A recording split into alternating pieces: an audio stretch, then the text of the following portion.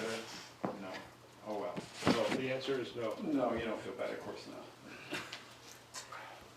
But Mr. Ray will have his opportunity now to make you feel better because we're leaving you? no.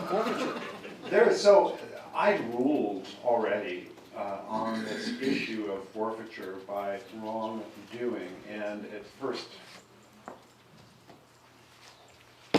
blush,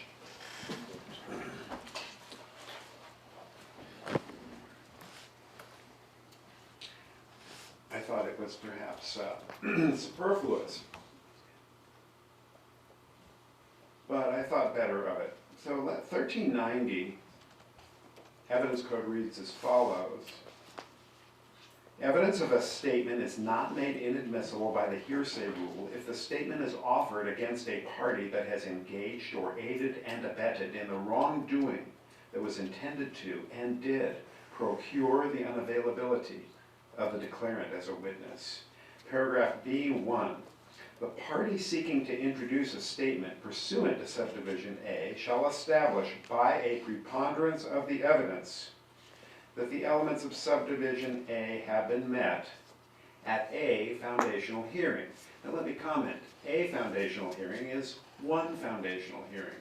That is a hearing that we had contemporaneous with the preliminary hearing. That's why I thought this might be superfluous. But let me go on.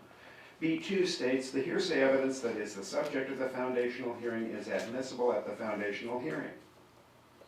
However, a finding that the elements of subdivision A have been met shall not be based solely on the unconfronted hearsay statement of the unavailable declarant and shall be supported by independent corroborative evidence.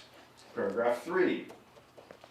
The foundational hearing shall be conducted outside of the presence of the jury.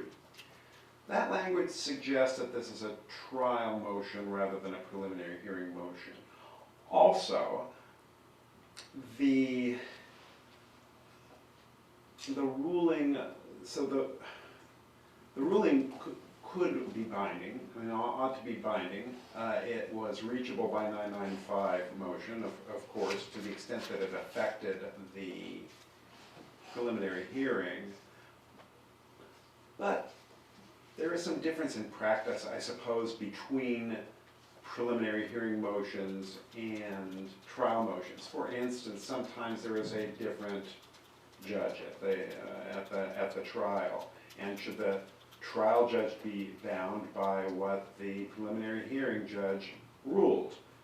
That's not a problem here, because I heard the evidence and I made the ruling.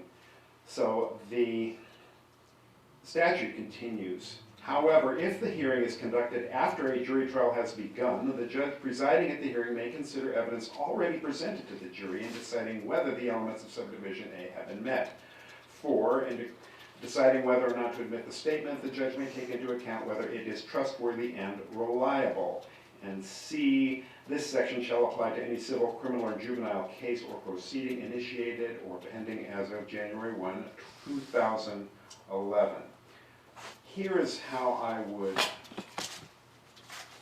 resolve this ambiguity of one hearing, yet the suggestion that it is outside of the presence of the jury. I am, at this hearing, will rely upon everything I relied upon at the first hearing. The nature of the hearing here, and this is something of a parallel, a non-statutory parallel to 1538.5, which is the idea that, for instance, a search and seizure motion fully litigated at the time of the preliminary hearing shouldn't be repeated at the time of trial. There ought to be some limitations on it. Here, the hearing that you're entitled to is not specified. And clearly I can, if this were a jury trial, I could rely upon testimony I've already heard. This is an unusual situation in that we're post-prelim, we're pre-trial, and I've already had an extensive hearing. I've heard extensive argument. It's been briefed repeatedly. The issue is, I don't know if it was addressed in the 995 or not, but in any event, it's been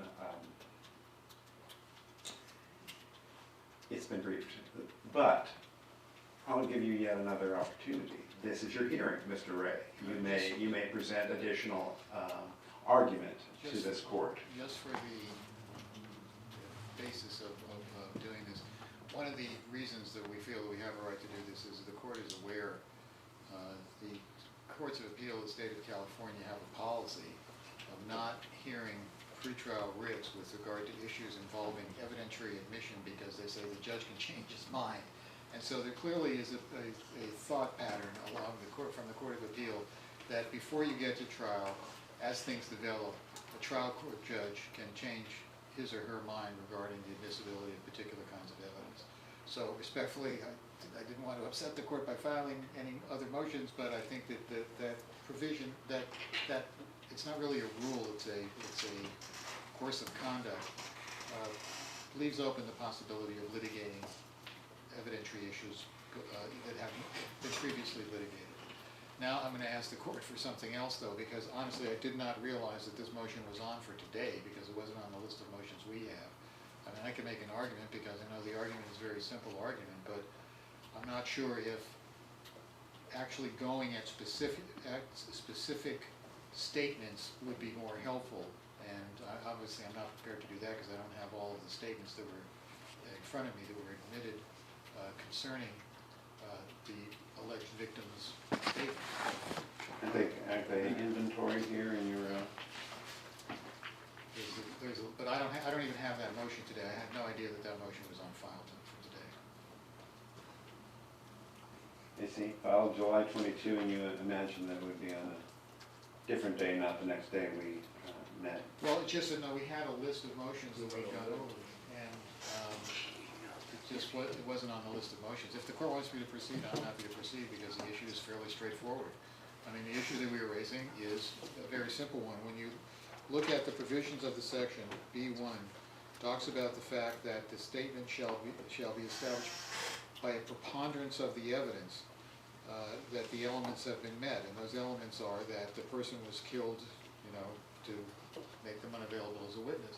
So in other words, what the court is required to do with regard to a normal case is make a decision that the defendant, by preponderance of the evidence, not the defendant, but the defendant by preponderance of the evidence got rid of some witness in some fashion. And that's what the court's required to do. But in this case, the court is being required to make a decision by a preponderance of the evidence that the defendant killed the alleged victim of the murder. And that it seems to me, is totally improper because the court is required to hold the defendant with a presumption of innocence regarding the crime of which he is charged. And in this case, the crime of which he is charged is killing the victim of the murder. And the court is then going to allow the admission of statements of that person based upon a finding of a preponderance of the evidence that he killed that person. I think using the preponderance of the evidence standard in a situation where the missing person is the alleged victim is constitutionally improper. And we cite a case, the Giles case, I know because I have some arguments here about this, not that motion. And one of the things that they talk about is, if it's carried to the logical conclusion, the out-of-state... I'm sorry. If the admissibility issue is carried to its ultimate conclusion, out-of-court statements of victims could be used in every murder case. It's just not appropriate because the court is using a standard which is not a constitutionally appropriate standard in deciding the admissibility of this particular evidence. Should it be a reasonable doubt standard? The court should find beyond a reasonable doubt that the defendant did this, or is there a quarrel with the court making that decision as opposed to the jury? Perhaps, what really are you arguing? What I'm arguing is that the way that this statute is written to justify the admission of statements of a person who has been eliminated should not apply in a circumstance when the victim is the same person as the declarant, and that the analysis of the statute doesn't allow that to happen, and Giles' analysis of the situation would appear to indicate that it shouldn't happen. So all I'm saying is that unless the statute is altered, so that they say, well, the court can make this decision with regard to the the actual victim by beyond a reasonable doubt, there is no authority to allow this to happen with regard to the circumstance that we are facing in this case. So are you arguing that I should find that 1390 is unconstitutional? No, because what's happening is that statute allows the admission under certain circumstances which cannot apply here. It's not unconstitutional unless it's applied to this case. And if it's applied to this case, yes, it would be unconstitutional to this circumstance, but it's not unconstitutional generally. And what it does is allow admission under certain circumstances, and those circumstances cannot constitutionally be applied to this case. All right, thank you, Mr. Ray. Thank you, Ken. So I do think I should rule, and if you want, under the beating and dead horse department, you could, I suppose, move for reconsideration, but you have made the motion, and I ought to rule upon it. Do you need to say anything, Mr. Lewin? You've argued this I'm not going to say ad nauseum, but I will say at length. But it doesn't seem to be penetrating. No. I think the defense really has reasons to file it again. There are a couple of reasons why they ought to. It may be necessary to perfect their appeal, if an appeal is ever necessary. But what Mr. Ray just argued, Your Honor, let's be very quick about it. Mr. Ray has basically just said the forfeiture by wrongdoing should not apply to witness killings. That's the absolute reason why it was promulgated. What he says is it can't apply here because the person who was killed, the declarant, was the witness giving the statement. Giles stands for a very different premise, which they seem to be missing, even though we've re-argued it and litigated it and pointed out. Giles came to the conclusion that, in essence, under California versus Giles, not the U.S. Supreme Court, the victim was not a witness. She was killed by her boyfriend, and the argument was basically, well, you know what? Everybody's a witness to their own murder.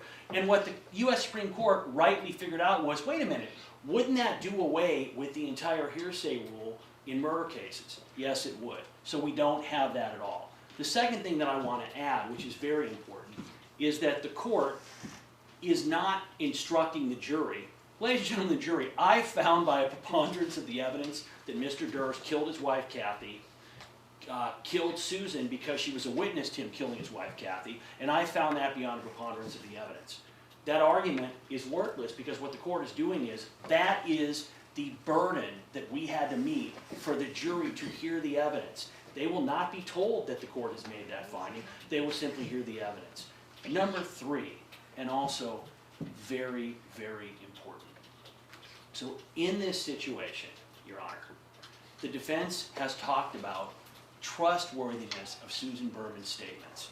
And if the court recalls, we argue very strenuously when you look at the federal cases on it. There's not a California case that has addressed this directly. What the federal cases basically came to the conclusion of is very simple, and it makes sense. You can't kill somebody because they are a witness to a crime. And that's what the court has found. The court has found by a preponderance that that's what Mr. Durst did. You can't kill that person and then say, oh, by the way, Judge, the stuff that they have said isn't trustworthy. The courts seem to understand that, in essence, if you're going to kill witnesses to prevent them from talking, you don't get to get up and say, gosh, you know what they were saying wasn't trustworthy.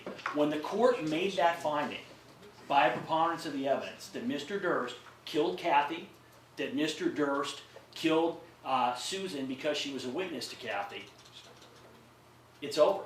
That's the whole determination. And finally, Your Honor, and I understand the court has been so generous, this is literally the 5th time we've relitigated this. The court said the following at the hearing on, and this is the last point I'm going to make, the court said the following on October 15th, 1918, page 3, lines 5 through 8. 20. So, Evidence Code 1360 or 1390 provides for a single hearing. So my ruling will be binding as to my statements proffered at this proceeding and any subsequent proceedings. Right. Now, let's look at finally that issue that they pointed out regarding being able to relitigate.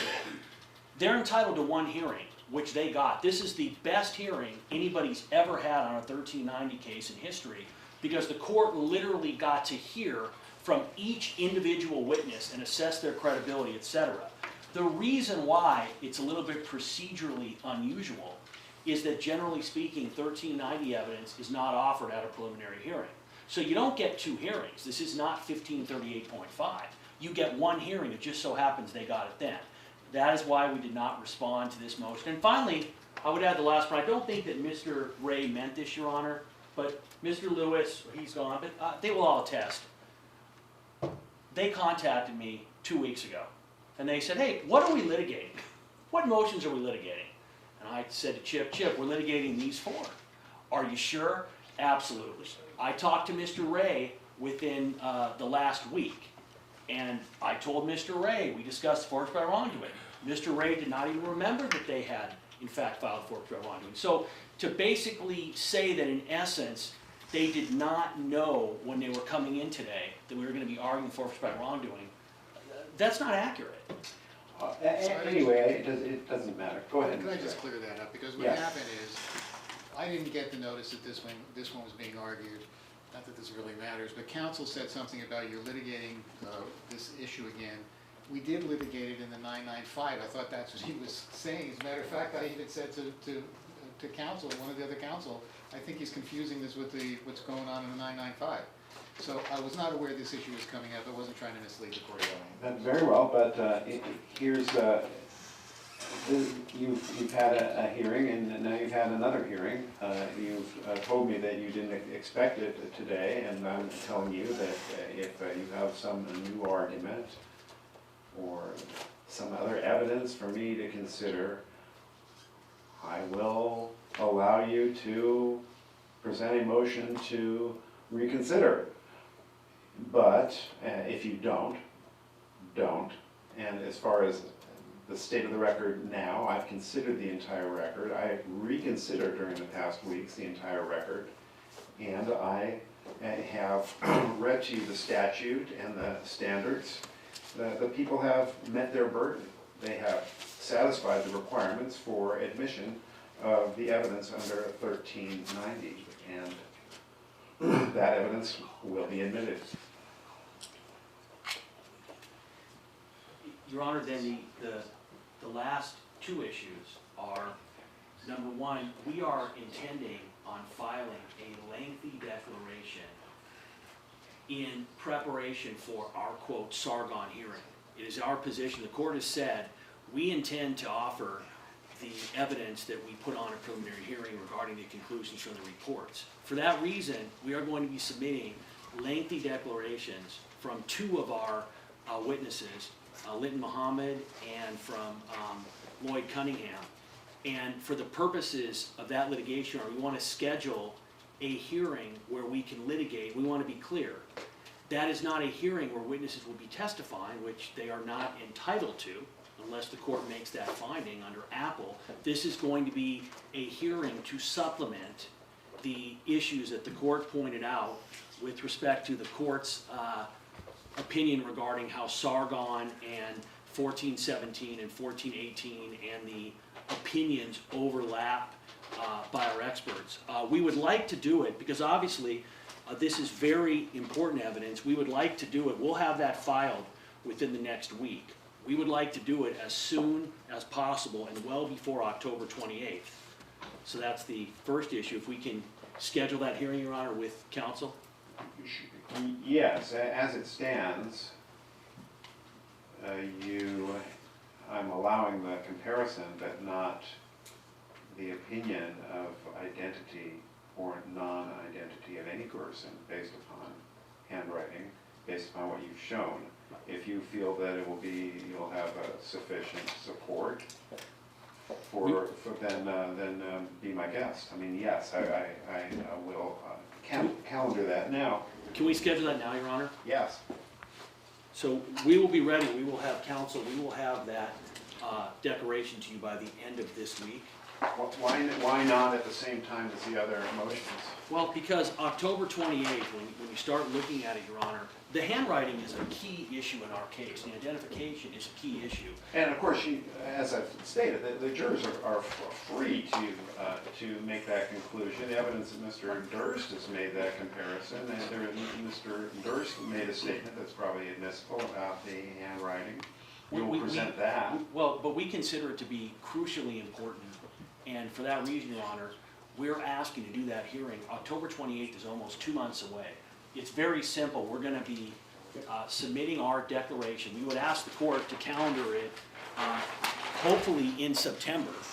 Very well. Let's see. I'm just, I like the idea the court had of doing it when we do the other motion in October, Your Honor. I don't really understand why all of a sudden this is. very well. Let's see. I am hoping to get another trial going, a 3-week trial on the 18th, the 16th and 17th. I'm covering other cases. So next week is available, or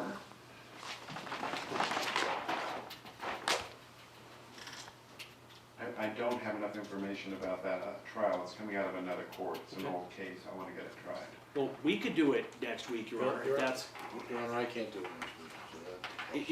if the defense will be getting our declarations by the end of the week. The declarations are, I'm gonna wanna study them. listen, and I understand that. If they're saying it's totally legitimate for them to say they're not ready to do it next week. So what is wrong with October? Explain to me. Let's say that you prevail on the motion. Yes. Does that affect the time frame of anything else? Well, And then I'm going to ask you the contrary. Sure. What if you do not prevail? How does that end? Well, What are the implications for time? Sure, there's a lot of work that we're doing with getting everything put together, and it involves a lot of PowerPoint and multimedia presentation work that requires us to, in essence, know what our evidence is. So the problem is we're already going to be litigating on the 28th. We're going to be litigating the issue, it would appear, of the statement, so we've got to hold off on that. We also are potentially going to be dealing with, although it does not involve us directly, we're going to be here and are going to, in essence, be kind of bystanders, but victims, so to speak, of whatever happens with the hit the ground running subpoenas and how that interrupts things and what's got to occur. So in the end, Your Honor, we need the time to be able to produce our multimedia presentations, and if it's October 28th, that literally, and this, right after that, we have Thanksgiving, we have the holidays, and then we start trial. That's very little time. We work very hard, as the court knows. I don't think it's unreasonable to say to counsel, you know what, then let's do it in early October, let's do it in the middle of October. Let's do it in late September. Keep in mind that though this may be my favorite trial, I have others. But I know the court's And dark on Fridays. an obligation to try those cases. But And so I need to fit you in where I can fit you in. On a Friday, Your Honor? On Friday, perhaps you're aware of the magnificent plan that Jackie Lacey and others devised for the Office of Diversion and Reentry Program for homeless mentally ill persons, and I oversee that every Friday. Could we bring them here, Your Honor? It would seem like a great field trip for, we could litigate the motion, they could watch, or, does that mean then, Your Honor, that the court won't do it before the 28th? I think the 28th is a fine time to do it. All right, there's one last issue for us, Your Honor. Yes. And that's going to be, when we were in court last time, we received no reciprocal discovery on this case at all. More than that, we have received no expert discovery at all, and this is our concern. The defense has still not stated whether or not Bob Durst wrote the cadaver note, and therefore I assume there wouldn't be any handwriting stuff at all, or that he didn't write the cadaver note, and therefore they're going to be putting on handwriting evidence. Now, they litigated the last hearing as if they are challenging the handwriting, but then in the 995 motion, which Mr. Ray filed, there were a couple of lines on it that were very interesting that basically said that in essence, just because the note was sent, and even if Bob Durst sent it, that doesn't mean he's the killer. So here's where we sit. Handwriting is very complicated. We need to find out, the only discovery we have from the defense on anything in this case has to do with the lawyer that they brought in on the handwriting issue who's not a qualified witness. So So his, as I understand it, he's studied the science, and if he were a witness, would be debunking the idea that someone could be identified by their handwriting. right, but I think, Your Honor, Or hand-to-hand printing, as they say. and this is the problem where we sit, and I understand, I'm well aware of the rules. So I think you'd be entitled to any discovery of any statements or that has been produced about this, though I think also he's testified frequently, so there's probably a lot of material out there you could find. I'm not worried about him, Your Honor. What I'm worried about is, I don't know what expert witnesses they are calling. As an example, are they gonna call in a handwriting expert, someone who's proficient in handwriting, to testify that Mr. Durst did not write the cadaver note? If they're going to do that, and we get that only 30 days before trial, then we are not gonna have time with everything else that we're doing to go back, Your Honor, and do the work that we need to do, and we're gonna end up having to ask the court, which we don't wanna do potentially, for a continuance. Here's the issue that we have. The court right now, Your Honor, controls discovery. This is a very special case. Normally, discovery occurs 30 days before trial, etc. But I think at this point in time, Your Honor, with respect to experts only, we would ask the court to make an order that by October 28th, that they turn over any expert discovery of anybody that they reasonably anticipate calling, and that the court be very critical, because again, Your Honor, we don't want to be in the position where games get played with experts, and all of a sudden we get hit with expert witnesses on the eve of trial, and then we basically have over the holidays and Christmas to try to contact these experts, do our work, etc. The court controls discovery, and we are asking, Your Honor, I think it's reasonable. We've turned over discovery in this case as soon as we get it for years. We give it to them, we make sure they have it. The defense isn't similarly situated because of just the nature of attorney-client relations. Mr. Chesnoff, any problem with turning over all expert reports by October 28th? Well, considering October 28th deals with experts, I think we should have a little time after that hearing and after we discuss their handwriting people to determine what we're going to do. We are entitled to do it 30 days before. A suggestion, Your Honor, might be if Mr. Lewin wants to give us a witness list and an exhibit list, we'll be in a better position to know how we're going to respond. But the court understands in our position, we respond when we really understand what we're up against. And so, so October 28th is an unrealistic date, Your Honor. Your Honor, everything we put on at prelim, we're putting on, just so it's clear. Every single piece of evidence from prelim we will be presenting at trial. No surprises, no mystery. All of it. Please, Mr. Lewin. You get so excited. Okay, I do have the authority to control discovery. You are anticipating calling witnesses. If your obligation begins when you decide to call a witness. Correct. Which time, if it is within 30 days, the obligation is to turn the material over immediately. Now, I can order you to turn it over by the 28th, and if you don't, I have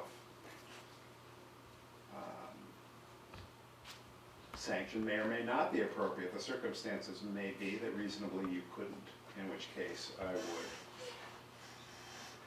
take that into account. Would you just say November 15th, Your Honor, and that way we'll have a date. That will also encompass what goes on at the hearing on the 28th, which is the If I said November 15th, the two problems. One is that it comes closer to it's 60 days out, Your Honor, to make it easy, here's what we can agree upon. November 15th for handwriting experts. Every other expert by October 28th. We're having a hearing on handwriting only. How about that? We've, Mr. Chesnoff, I don't know if they're going to call experts, but whatever. We don't either, Your Honor, at this Right. point in time. That's the whole I'm point. just, So is that orders for October 28th then, Your Honor? Am I correct? I would prefer, Your Honor, keep an order with respect to experts in order to assist Mr. Lewin, assist the court, and allow us the time we need to to make it a blanket November 15th date. That way, we can make sure that they have what they need. Of course, if you're gonna call an expert, do you intend to call an expert at that hearing, regarding, Handwriting? yes? Well, it depends on what's in their declaration. Well, then you may wanna turn it over in advance of that date. Your Honor, if we make a decision, as an officer of the court, if we make a decision to call an expert at the October 28th hearing, we will turn over what we're required to turn over. So there's a good cause to order, notwithstanding 1054, that discovery be accomplished 60 days before trial rather than 30, November the 15th. I'm going to be, the suggestion was October 28th. November 15th may be even more burdensome upon the people, thus I will be stricter and more likely to sanction a failure.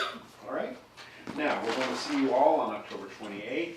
There's, I'm going to need to adjourn. Anything else I need to address before? If you impose sanctions, will you impose them on Mr. Lewis since he's not here? No. Your Honor, Mr. Bailey, my understanding, the ruling is that the expert information is due on November 15th, Yes. but the court is basically finding that you're gonna be even tougher if it turns out that something was not turned over earlier and should have been. Because it's more burdensome upon the people, given that extension. All right.